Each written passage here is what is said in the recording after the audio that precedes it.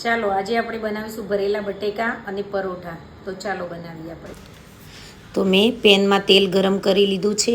હવે હું નાખીશ એમાં જીરું. અડધી ચમચી જીરું નાખ્યું છે. ચપટી હિંગ નાખીશ અને હવે એમાં હું નાખીશ ઝીણા સુધારેલા 2 નંગ કાંદા. કાંદાને મેં ઝીણા સુધારી લીધા છે. એમાં એડ કરી દઈશું. કાંદાને 1 મિનિટ સુધી આપણે સાતરવા દઈશું. 1 મિનિટ થઈ જાય કાંદાની એટલે આપણે એમાં 2 ટામેટાં ઝીણા સુધારેલા લીધા છે એને એડ કરી દઈશું. હવે ટામેટાં નાખીશું. હવે કાંદાને ટામેટાને આપણે 2-3 મિનિટ સુધી સાતરવા દઈશું. ગ્રેવી મેં બનાવી લીધી છે. બટેકામાં મસાલો પણ મેં ભરી લીધો છે. ગ્રેવી માટે મેં ચણાનો લોટ, ધાણા જીરું, ગરમ મસાલો, મરચું, મીઠું, હળદર અને બારીક ખાંડ નાખી છે. આદું, મરચીને લસણ વાટીને નાખ્યા છે. બટેકા મેં ભરી લીધા છે. બટેકાની સાઈઝ મોટી હતી એટલે મેં થોડાક કટિંગ કરી લીધા છે. આ થોડી વધેલી ગ્રેવી હતી તે મેં આમાં એડ કરી નાખી છે.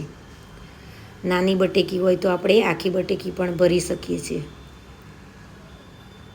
હવે આને મિક્સ કરી લઈશ બરાબર. 2-3 મિનિટ સાતરવા દઈશ.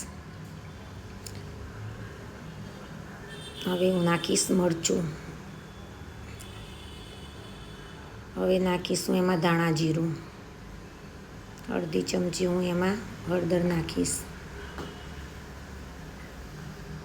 હવે હું નાખીશ એમાં ગરમ મસાલો અડધી ચમચી. આ બધાને હું મિક્સ કરી લઈશ.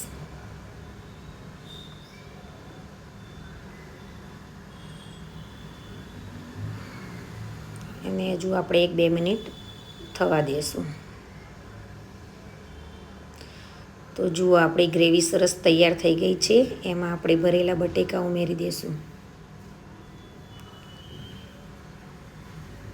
બરાબર આપણે મિક્સ કરી લઈશું. ગ્રેવી સાથે બટેકા એકદમ સરસ મિક્સ ભરી જાય એવા મિક્સ કરી લઈશું.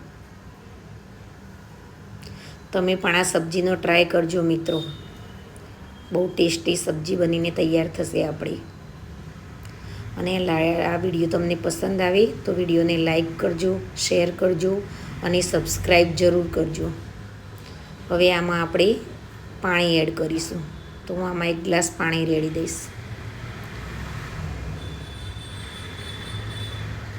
હવે આપણે આ બટેકાની સબ્જીને 5-6 મિનિટ સુધી ચડવા દઈશું.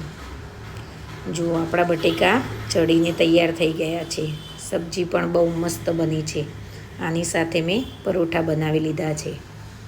ઉપરથી આપણે દાણા નાખી દઈશું. બરાબર.